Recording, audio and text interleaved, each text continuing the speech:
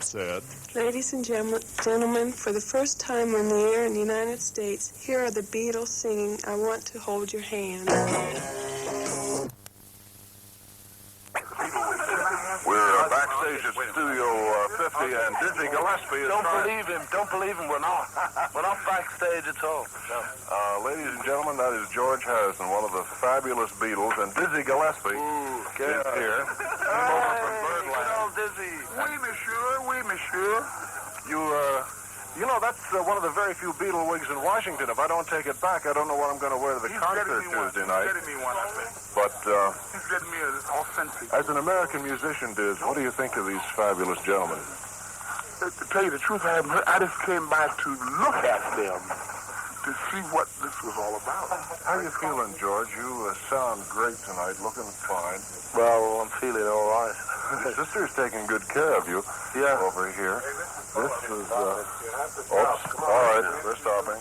whoops, everyone at CBS was very nice to me except that one little obnoxious news conference. Reporters asked, when did you Beatles first get together? Well, you see, Paul, John and George met at school about 5 years ago, and we met Ringo when we left school, and we've been the Beatles for 3 years. We've been together now for 14 years. Beautiful. Then they were asked, do you fight among yourselves much? Only in the morning. No, we're very good friends.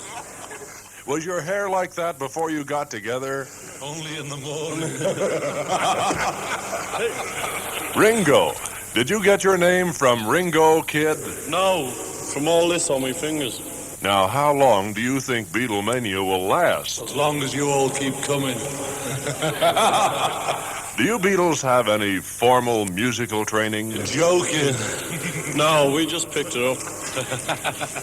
Then someone asked, What do you think of President Johnson? Never met him. Oh, we're thinking alike. Does he buy our records? did you Beatles come to the United States for revenge? No, we just come for the money. What do you say to criticisms that you're not really good? We're not. This phenomenal popularity you have achieved, do you feel you owe it all to press agents? We didn't get the press agents till we'd made it. We couldn't afford them before then. Then the reporters asked, other teenage idols have received some bad personal publicity. You Beatles haven't. Why? I don't know, you know. Well, I don't feel like a bad influence, do you? No, I think you're a good influence, Paul. Thank you, John. Is there anything you Beatles dislike about America? Dislike the snow. I don't. I love the snow. I do. I love the John snow. Lennon. Clips John Lennon.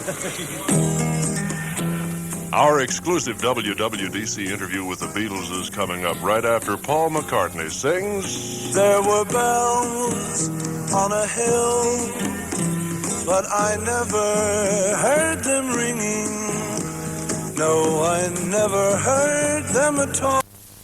My throat rather hoarse from shouting overexcited fans. I said, Welcome everyone. John Lennon. Thank you, Carroll. See you, and Ringo Starr. Thank you. How do your drums get off the train safely? I hope so. We got a man looking after them.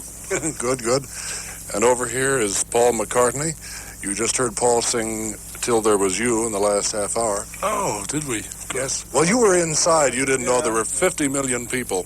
Well, People how are- do you do? Good to see you, Paul. Good to see And over you. here is George Harrison, whom I met the other night in New York. Yeah, how'd you do? And I had a 30-second interview with him before a man from the network said, here, put that thing away. And remember, and Dizzy Gillespie got my Beatle wig, and I still don't have one for tonight. Oh, excuse me, I almost sat on a Beatle there. Let me sit down here next to you for a minute, John.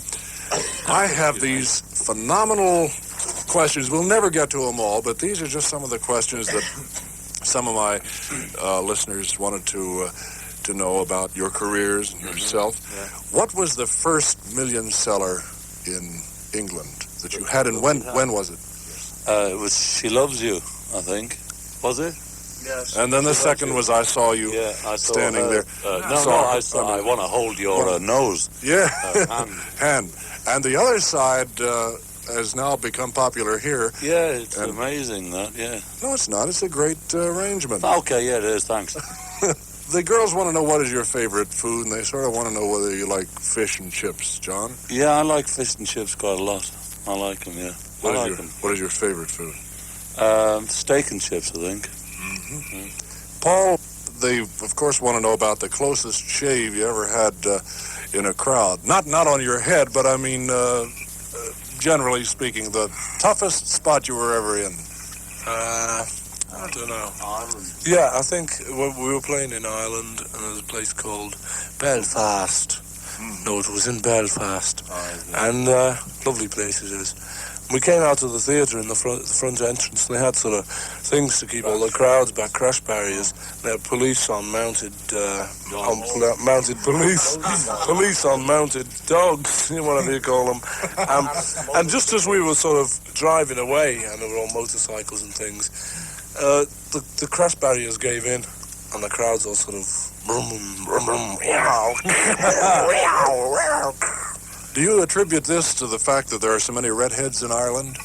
Well, I don't know. I didn't see any, actually. They may have been underneath that crowd. What do you feel about performing before a screaming house? Ringo, I guess the drums always come through, come what may. The drums always come through, come what may. Very good. That's exactly the way I was thinking myself. How many rings do you own now, Ringo? How many of your fans sent you? Oh, they've sent quite a lot. If I counted them all, I've got about 2,761 and a bit. I see. The girls want to know to where they should send the rings to you. Is there, yes. Well, what would the address be? In England? Yes. 13 Monmouth Street, London. 13 Monmouth Street, London. Girls, you hear that? You got that down? Okay. Make sure the gold, I only wear gold. You could possibly make more from your rings than from your records in that case. No, they send a lot of silver ones. Do you play cricket at all, George? No. What is your favorite sport? Singing and fighting for your life, but other than that? I don't like many sports. I don't mind watching motor racing. But that's about it. But I wouldn't like to have a go. We all enjoy sleeping, that's one of our favourite sports. Well, it's been a long time since that's happened, isn't it? No, it happens. We try to get to the every night, actually. We try. Yeah. We try hard. What are some of the American artists that you feel maybe had an influence on your career? Oh, definitely Sophie Tucker. Sophie Tucker is a big... Very big influence. Very big influence. Very big.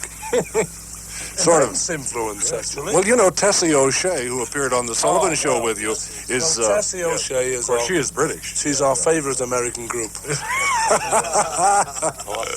use that tonight. We can't use that gag tonight, anyway. What about drummers, Ringo? Well, what would be your favorite, say, other than Ringo Starr? I don't know. I don't know. There's so many, I can't tell you any. What about Big Deaf Arthur? Oh, yeah, Big Deaf Arthur, he's good. You know Big Deaf Arthur? No, I don't. He's with Small Blind Johnny. Yeah, Really? Is that a... Oh, yeah, they're really sweet. Oh. They want to know if you still like Jelly Babies, Ringo. Not at all. We used to like them, and then we got about 18 ton sent to us, so our teeth are dropping out with them. We give them up. This is National Dental Health Week here in America, incidentally, so I guess we forget the Jelly Babies for the time being. And they hurt when they hit, don't they, George? They do, yeah, and they make you stick to the floor as well. What is your dream in life? Suppose this is ridiculous because you have achieved more than a dream already, but say, John... Go into bed. Yes. But, John, what would be your dream from now on, say? I don't really know, Carroll. I couldn't honestly say. Do you drink a lot of tea, incidentally? Changing the subject. Yeah, but I don't like these tea bags so much, because they sort of stick in the teeth. Well, you don't use them in England at all, do you? Some people use them, but they're usually foreigners, Americans. And, people like that, Yeah, that's right. We'll leave England out of this, and we'll leave America out of this, but what is your favorite... Left. What is your favorite foreign country of all of the countries you have appeared in? England. England. Other than England and America. No, I don't know. We played England, and I don't know. I'd rather have England than any of the foreign countries, I think. Do you know of... Ireland. We like playing in Ireland, yes. That was quite fun. I like playing in America. No, well, besides America and England, you see. Sweden was quite nice. Sweden, yeah. And France. Yeah. Anybody know any foreign languages? Oh, we all speak fluent few. Well, Paul speaks any language. He just gets them off like wildfire. Yeah, it's quite hard. We snajvis nu har hemma och snajba och nabbesnajdas. Yeah. Well, now, Johnny Johnson told me I wouldn't be able to understand the Liverpool accent. Was that a Liverpool accent? No, that wasn't. I said that was a London accent, but I speak different down there. Is that a fact? Yeah, that's right. What do you feel about some of the songs that have been written about you? Donna Lynn has a recording called... you may not have even heard all of these. Yes, Have you heard that? I was hoping... My boyfriend's got Beatle haircut, isn't it? How do you feel about that? She got a Beatle haircut herself. That's... Well, actually, I haven't heard the record. I've heard about it, though, but it's good publicity, isn't it? Oh. And there's... I believe so. Bill Turner tells me it's selling. Say the best of luck to her. Yeah, best of luck. Best of luck, Donna. You, George, are the only Beatle who had been in America before this trip. Is that correct? Yeah, that's correct. Went to visit your sister last few months ago. Yeah, September. At that time, did anybody out there know of the Beatles, especially? Nobody out here either. In New York, I went into a record shop to ask if they'd ever heard of us, and they hadn't. That was October. That was October, and then we started hearing things in this country, I guess, first around November, and in December, WWDC flew your record. I want to hold you. Yes. Thanks, that was great. Thank you very much, yeah. Well, you're very welcome. I'd like you to meet the young lady right after we're finished talking here. Marcia Albert is... Come on in here very quickly, Marcia, and then we have to... Marcia, good old Marcia. Come here. Because I know Hello. Marcia Albert. This is George Harrison. Hello, Paul. Marcia. There is... Marcia Bog. Hello, Marcia. Now, Thanks a lot for playing. you know everybody. They call you the Chief Beatle. Is that... You're all on an equal Look, I don't footing. call you names. They don't you call me names. Well, who is responsible for the haircut? Well, I think it's bigger than both of us, Carroll. That's all I can say. Nobody really. Well, when you went to high school, grammar school, what did you have in mind as a career? I don't know. At that time, I thought of being a teacher, actually. But luckily, I got into this business because I would have been a very bad teacher. George? I was going to be a baggy sweeper. I beg your pardon? A baggy sweeper. What is that? Well, you see, in every city they have 25 baggage speakers, and their job is to go out to the airport each morning and then baggage speaking all along the line, man. And that was WWDC's wild visit from our British cousins, the Beatles. That night I introduced the Beatles